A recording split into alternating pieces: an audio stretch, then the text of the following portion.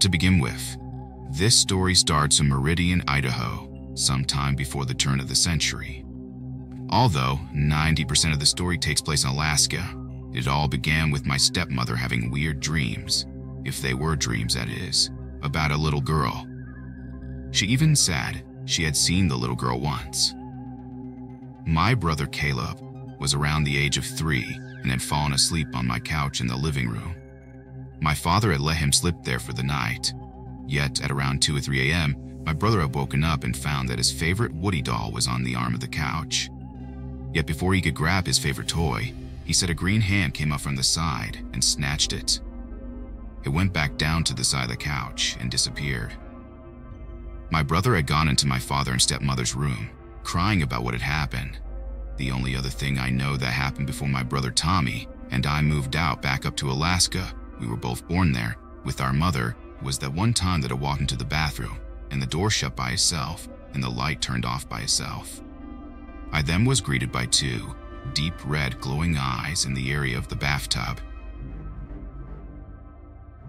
Cut to Alaska. A year or 2 has passed since that bathroom incident, and my father, stepmother, and my brother Caleb, and my stepsister Sarah moved up to Alaska as well, and my brother Tommy and I moved back in with our father and stepmother. We all moved into our family cabin to a small town 60 miles outside of Fairbanks, called North Pole. Our cabin was 6 miles outside of the city limits of North Pole. It had 3 acres of land. The cabin was old, built in the 1950s, and was 2 stories tall. It was, for lack of a better word, creepy. My father, being military, worked 4 on 4 off at Fort Greely, while I, stepmother, worked 2 jobs, daycare in the day and a bartender at the Moose Lodge during the night. The 4 of us were left to ourselves most of the time, even though Sarah and I, barely 10 at the time, and Tommy almost 8 and Caleb, probably about 5 or 6 years old. There were 2 bedrooms upstairs. My brothers and I shared the master bedroom, my father and stepmother the second, and 1 bathroom. The bathroom up there was never used, even when we got the lights to work. If the door wasn't shut, it was as if you couldn't see something standing in there that shouldn't be. On the first floor was where my sister's bedroom was. Just past the entryway of the front door, by the dining room, kitchen, and first floor bathroom. From the entryway, you could see straight through the house, past a laundry room and the basement door, into our living room. At night, on the second floor, you could hear something running from the second floor bathroom, down the stairs and back to the bathroom several times at night, sometimes all night. At first, my father thought it was one of us running to the kitchen, until one of us did run into the kitchen taking the steps 3 at a time. The other footsteps hit every stair on the way up and down. In the master bedroom, where my brothers and I stayed, would get unnaturally cold during the summer. Even though it was 8 degrees outside all night, and ominously cold during 50-degree weather in our winters, one night I saw something standing by our bedroom door. I caught it, thinking it was one of my brothers. It went through the closed door, ran all the way down the hallway and stairs, and continued to do so for the rest of the time that we lived there.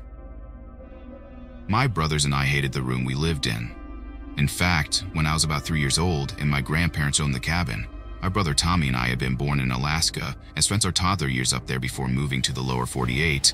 I had gotten locked in the same master bedroom, even though the door never had a lock. Maybe the story started before Idaho. Maybe that was a different being. All 3 of us had slept in the same bed when we moved in, until we thought our father came to check up on us on one dark winter night, when the clouds blocked the light of the stars so we couldn't reflect anything. We got our own bed soon after that. We ended up getting a dog from a military couple who were being restationed from Eisen Air Force Base named Hulk. He lived up to his namesake. We watched him scare off female moose who had a baby once. One morning, and to this day, none of us know why he did this. Hulk busted through each one of our rooms and jumped on each of us and tried headbutting us to get up or something. Another time, Hulk came into the master bedroom, popped up on my brother Kayla's bed, during a winter night when the stars reflected off the snow, giving our front yard the illusion of never-ending twilight, and he howled like a wolf. The only problem is that he was an American bull boxer mitt, not even part wolf. I've never seen a dog do either of those things again. We had other problems too. The TV would turn on and off by itself, as well as adjust the volume. A vanity mirror from the 80s weighing a lot more than me fell onto my stepsister. She wasn't even using it at the time. One summer and half a winter, my brothers and I moved into my stepmother's room because we had problems with our breaker box. Not uncommon for an old house. Now, in and of itself, the basement was a whole new type of fear and dread. When you opened the door, you had to go down 6 steps, take a left, and down another 6. Once you reached the basement floor, you had to walk past an unfinished room with an open wall. I looked over once when the lights weren't out playing hide and seek with my friends, and I swear, I saw the face of a decomposing woman. So going to flip breakers wasn't enjoyable, to say the least. Now, passing that, you'd take a left going to the old basement bedroom into the breaker room. Now in the breaker room, somebody had sprayed painted Candyman all over the wall, so none of us wanted to go fix the breakers. Even in pairs, we were still scared shitless. Not only could you feel as if evil itself was watching you somewhere from the dark, but you could feel hands reaching out to grab you.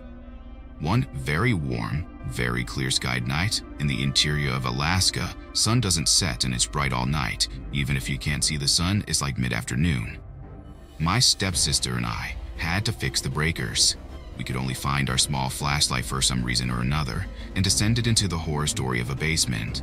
We spent 5 minutes flipping breakers and nothing was turning on. As I'm holding the flashlight, she catches a sight of the decomposing woman and she points behind me. I never turned back to look. I grabbed her and we ran out of there like bats out of hell. Another summer night. The lights went out, but we couldn't find any of our flashlights. So we grabbed blankets and pillows.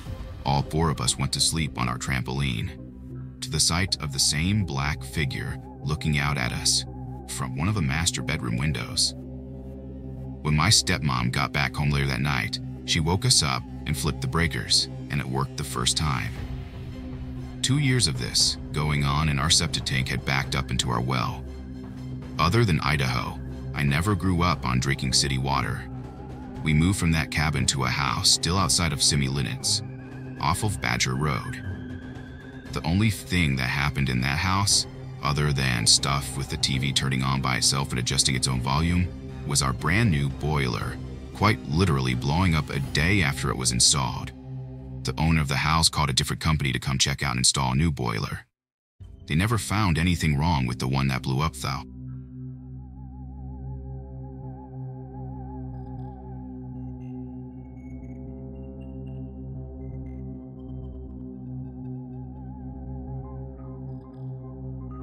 This happened 2 years ago in a small town in Eastern Europe. I was 18 at the time, freshly graduated from high school. Well, our town is surrounded by woods, so if you follow a random road, there are high chances that you will end up on a dirt road in the middle of nowhere, which isn't even on Google Maps. Me and my friends were very adventurous because we were dumb teens. We had a license, so being that our town had very few boring places to hang out, we pretty much explored all of the country dirt roads. One night in August, we decided to go on a night drive to a place we have been before, and we liked the fact that we have never seen a car driving there, so we could smoke, drink, and blast music without disturbing anyone. We named the place the Botanical Garden, simply because it was like 20 miles away, on a road surrounded by undisturbed forest on both sides. We were 2 cars full with people. I was driving mine and Alana the other. We arrived at the place at like 11 p.m. and we started doing our usual dumb things. As a matter of fact, I don't smoke and I couldn't drink since I was the driver, so I don't think I imagined what happened next. We were just laughing like idiots when Alana turned the music volume down a little and told us to be quiet. We asked why, but she didn't respond. She was focused on hearing something. "Guys, you didn't hear that?" "Hear what?" we asked her. She explained to us that she went a little close to the woods and heard something like a crying woman. She was genuinely scared. I could see that on her face.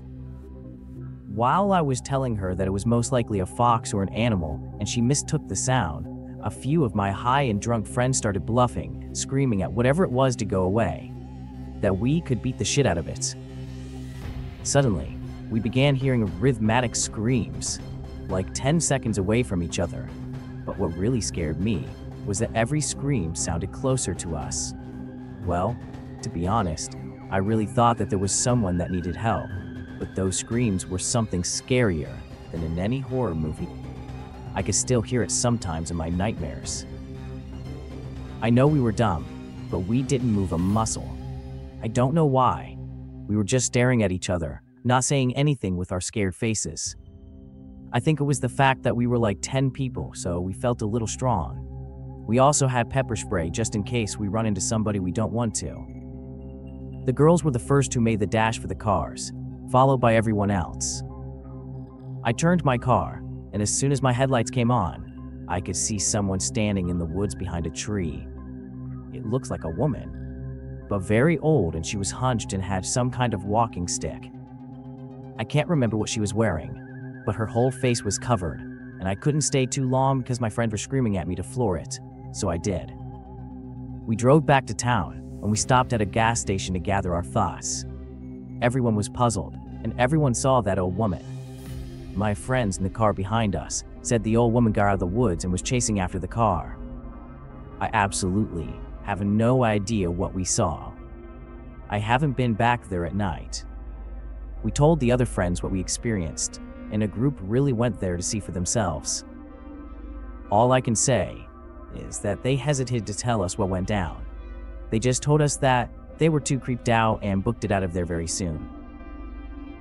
I don't know if we saw some kind of spirit or a demented woman, or what it was, but it creeped the hell out of us. This isn't like the United States. There aren't random people dressed in clown suits or anything like that in the woods. Our folklore has many legends about spirits that haunt the woods at night, stories that my grandma was telling me when I was a child, but I never believed in them. I think I would never know what happened that night, and honestly, I really don't want to know.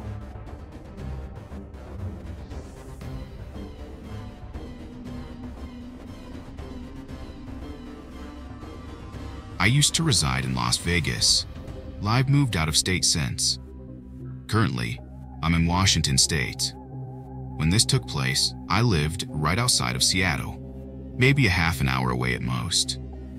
I lived in a smaller city known as Everett, and honestly, it's not as nice a place as it used to be. Washington, for whatever reason, has a rather unnecessary high rent rate. My family and I were living in a small apartment for nearly $1,500 a month.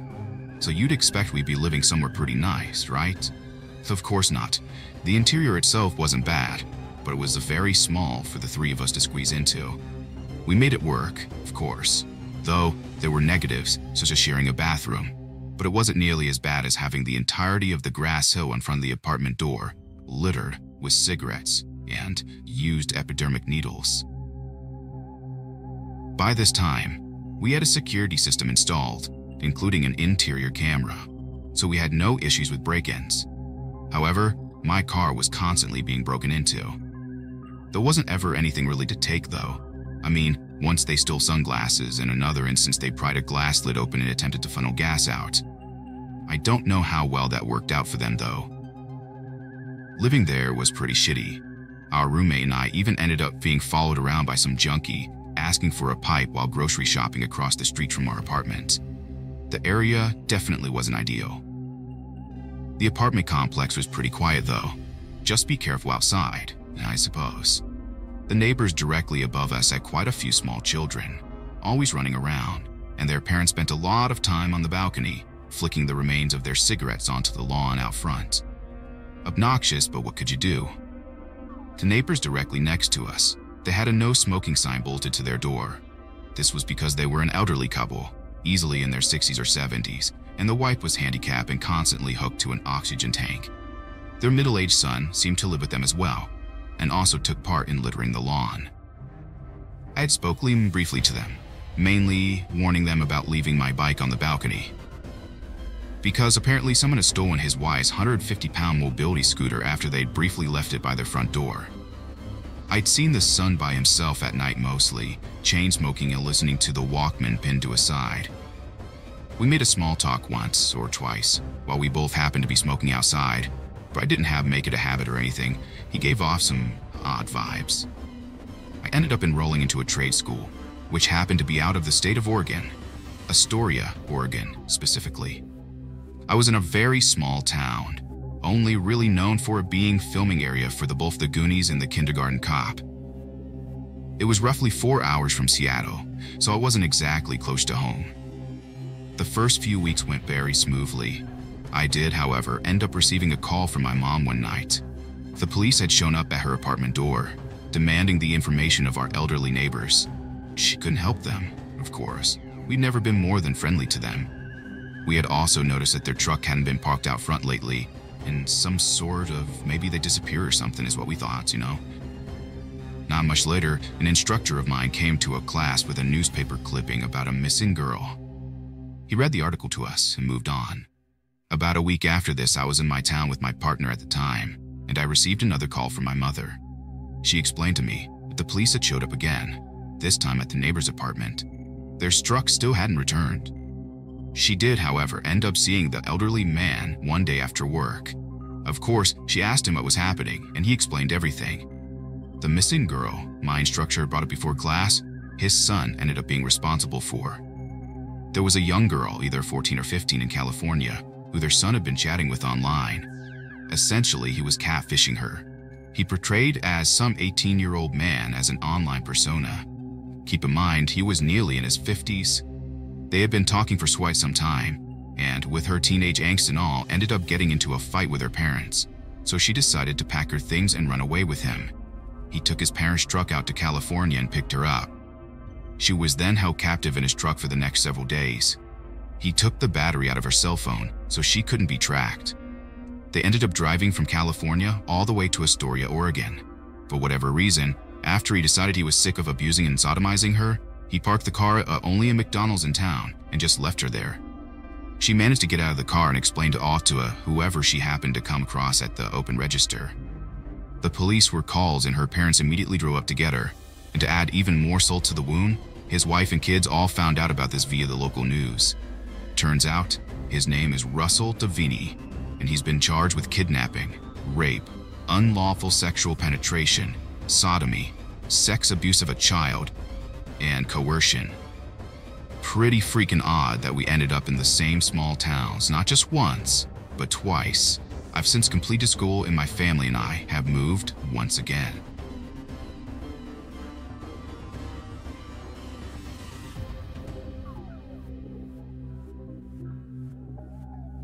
This happened about 4 years ago in my hometown.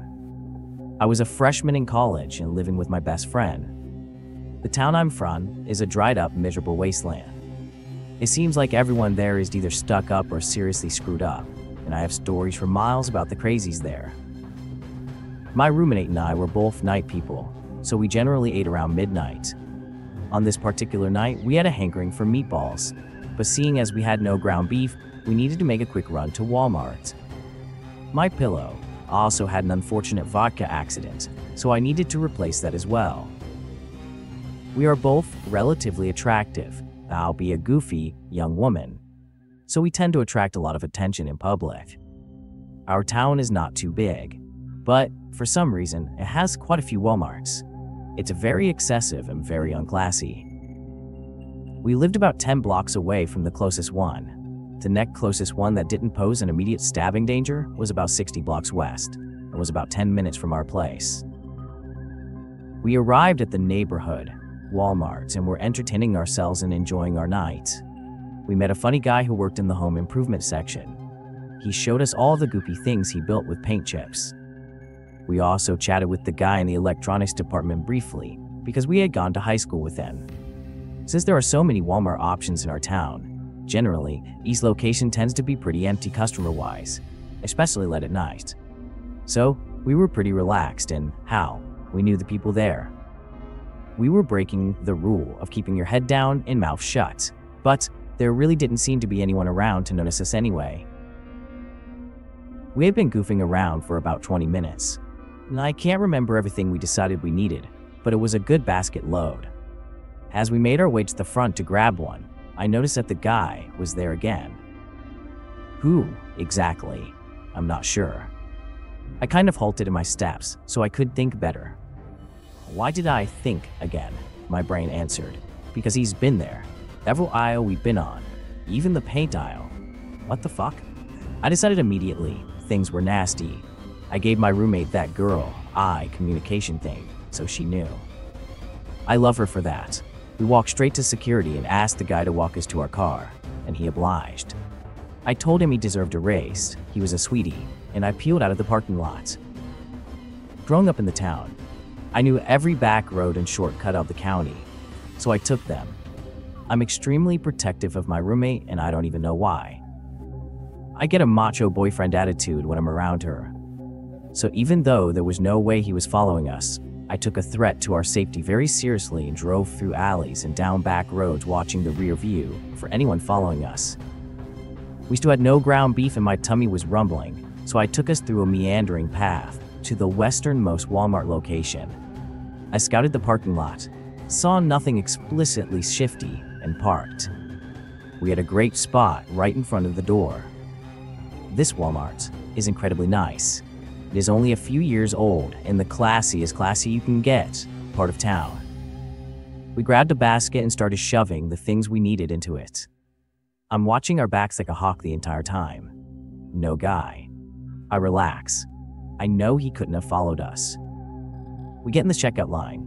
Just like the last place, there really are no other people in the building except for workers, so we're the only ones at the checkout.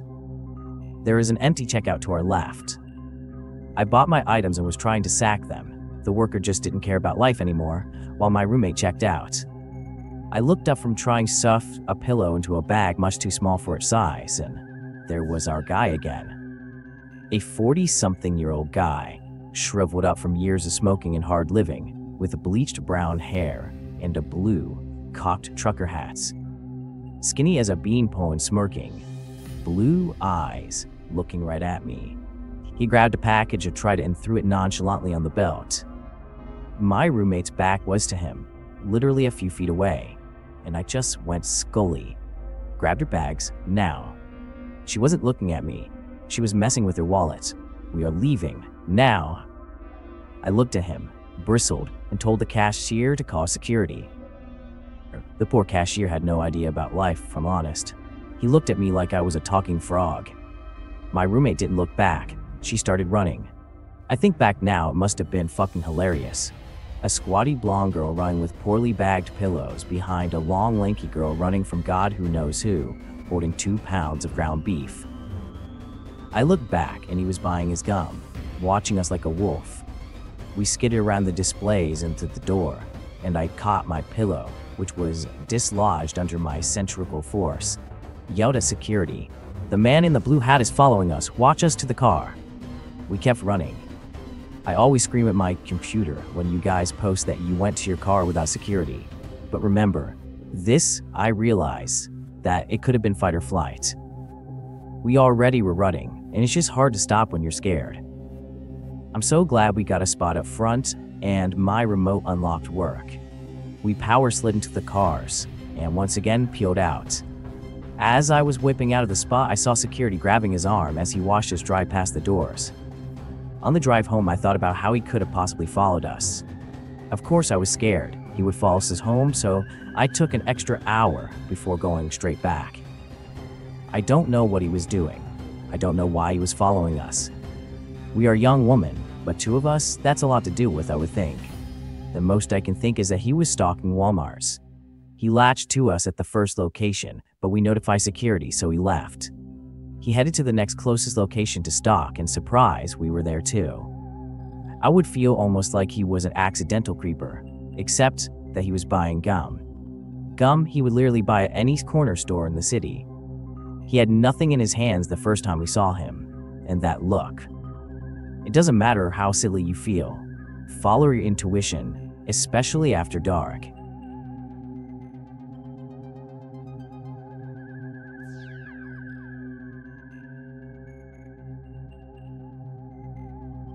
What you're about to hear is 100% true, and it still haunts me to this day. For background, I live in southern Ohio, about 30 miles east of Cincinnati. I'm 21 now, but this happened to me when I was 19, right after I graduated from high school. My aunt and uncle own a big farm with lots of woods in northeastern Kentucky, and I'm extremely close with them. So I have free roam of the place, and I even house sit for them if they ever go on vacation. Anyways, I had just graduated high school, and my girlfriend had just broken up with me. I was trying to find a way to distract myself from it, but I got a phone call from my uncle. He told me he and my aunt were going on a trip, and he asked me if I could house sit and feed his animals, like always. Obviously, I agree. Quicker than normal, because I saw it as an opportunity to get away from everything and clear my mind. So that night, I loaded up in my old Cadillac Seville and headed that way. I had brought my Xbox, as well as an FN FAL I got for graduation from my dad, as I was planning on doing some light target shooting. By the time I got to their house, it was already dark out. I had made a stop on the way in so I could stock up on beer, energy drinks, and food. I pulled into the driveway and got to the open gate. I heard footsteps in the cow pasture next to me, but I didn't think anything of it.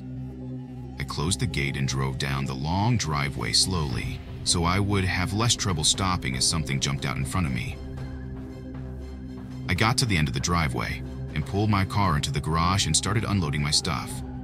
Once I got settled in, I hooked on my Xbox in the living room and started to play some Dark Souls. I cracked open a beer and started to relax. I sat for about an hour and started to get tired, and I eventually passed out in the recliner. I got up in the morning and got ready to feed the cows. I walked into the barn and grabbed a bag of feed and sat it in the bed of my uncle's John Deere Gator and drove out to the pasture. It's about 100 acres with rolling hills and small patches of forest, but is bordered on two sides of thick woods. As soon as I got there, I saw a buzzard circling overhead. I knew it wasn't a good sign, and I figured a cow had probably died. I finished filling the trough and drove in that direction. Sure enough, when I got there, I see a heifer dead on the ground on his back facing towards me. I go to see if I can figure out how it died, and saw that it had been mutilated. Two of its legs had been ripped clean off and thrown to the side, and its underside was ripped open and guts spilled everywhere. I was a skeptical person at the time and never thought about the supernatural, so I assumed it was maybe a pissed-off pack of coyotes, even though it seemed like nothing a coyote could kill. I shook it off and texted my uncle to tell him about it. I left the lying corpse there for the meantime, since I wasn't keen on moving it by myself. The rest of the day went off with me popping off rounds with my FN FAL and drinking. I went back inside and cooked myself some supper and passed out half drunk on the couch at about 9. I was woke up at about 3 a.m. to knocking on the door. At first, I kind of ignored it, thinking I was dreaming, but the knocking persisted, so I sat up and listened. From outside the door, I heard my ex-girlfriend's voice. "Jake, I'm sorry. Please let me in. It's cold and I'm scared and lonely." After hearing this, I started to freak out. Even when I dated her, she never knew where my aunt and uncle lived, and on top of that, she didn't know I was out there. My car was in the garage, so it was believable that nobody was home. At this point, I started thinking I was dreaming again, until I realized that I had to use the bathroom. That's when I realized I wasn't dreaming at all. So, at that point, I had thought that either my batshit crazy ex-girlfriend had tracked me down somehow, or some psycho was impersonating her. Either way, I wasn't too happy about the idea, so I quietly stood up and made my way towards my FAL. I grabbed my rifle, slipped my boots on, and creeped towards the door. Once I was there, I said in a loud, clear, and firm voice, "Who's out there? Identify yourself." No answer. Then I said, "You're trespassing on private property and are not welcome here. I am armed. This is your only warning." The only response I got was the laughter on the other side of the door. didn't sound like my ex-girlfriend anymore. It'd become deep, guttural, and inhuman. At that exact moment, I started to smell the worst thing I've ever smelled in my entire life. It smelled like the dead heifer from earlier, but add burning copper to the mix. I stood there, clutching my rifle, honestly too scared to move. The laughing stopped, and in a distorted version of my ex-girlfriend's voice, I heard, "Follow me, follow me, follow me."